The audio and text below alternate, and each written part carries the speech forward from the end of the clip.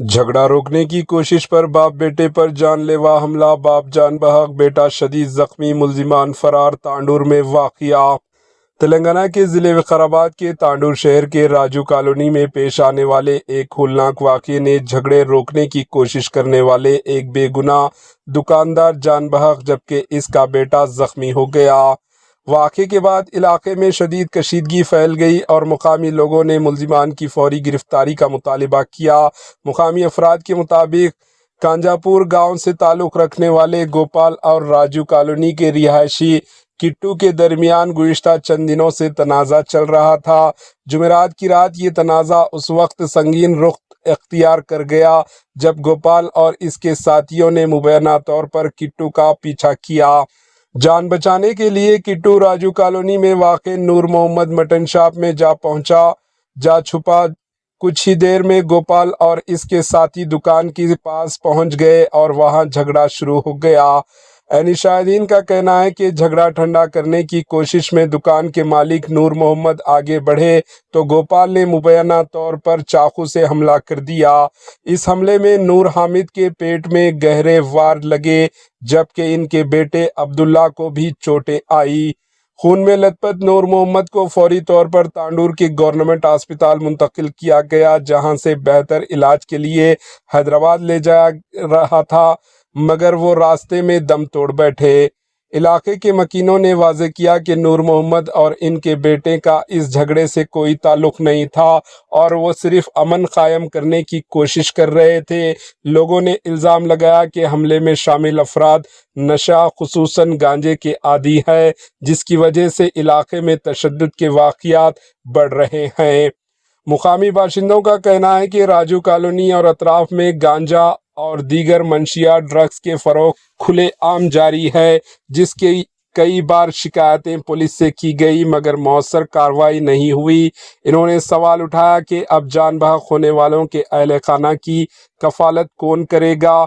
वाक़े के बाद कॉलोनी में प्रोटेस्ट देखने में आया। मुजाहिरीन ने मुतालिबा किया कि तमाम मुल्जिमान को फ़ौरन गिरफ्तार किया जाए, मंशियात फरोशों के खिलाफ सख्त कार्रवाई की जाए, मुतासरा फैमिली को इंसाफ और मदद फरहम की जाए।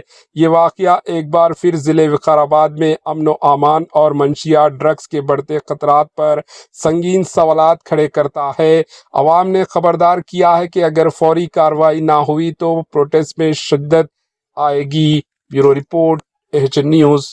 जो है नूर मोहम्मद के ऊपर हमारे भोना ही होना था, उनके ऊपर बिला वजह के आज जानलेवा हमला हुआ और ये वजह सिर्फ आज नौजवानों को फ्री छोड़ने की वजह से आवारापन और गांजे का नशा चल रहा बोल के सुनने में आ रहा।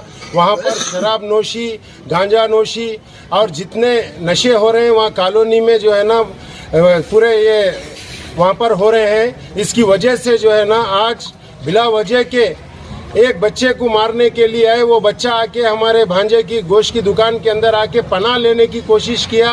तो ये हमारे बड़े बुजुर्ग हजरत जो है ना हमारे नूर मोहम्मद साहब उनको छुड़ाने के लिए गए तो ये गंजोटियाँ जो है उनको 8-10 जने हमला करने के लिए वो एक बच्चे को, क्या नाम जी उसका, किट्टू नाम का वो बच्चा जो है ना हमारी गोश्त की दुकान के अंदर आके हमारे भांजे की दुकान में आके बैठा था।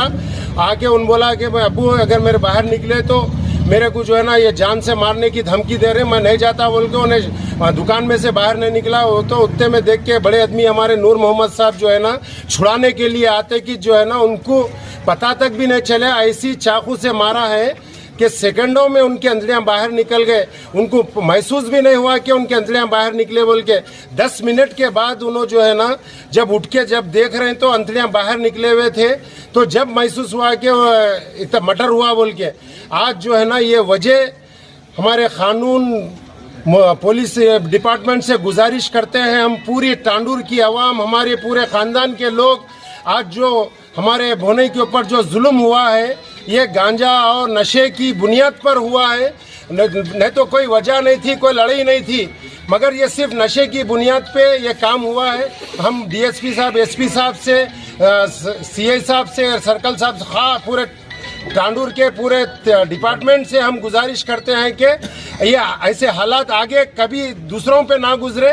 तो तो इनके ऊपर सख्त से सख्त कार्रवाई की जाए और ये जो नशाबंदी काम कर रहे हैं, जो बेच रहे हैं, उनके ऊपर भी सख्त से सख्त उनको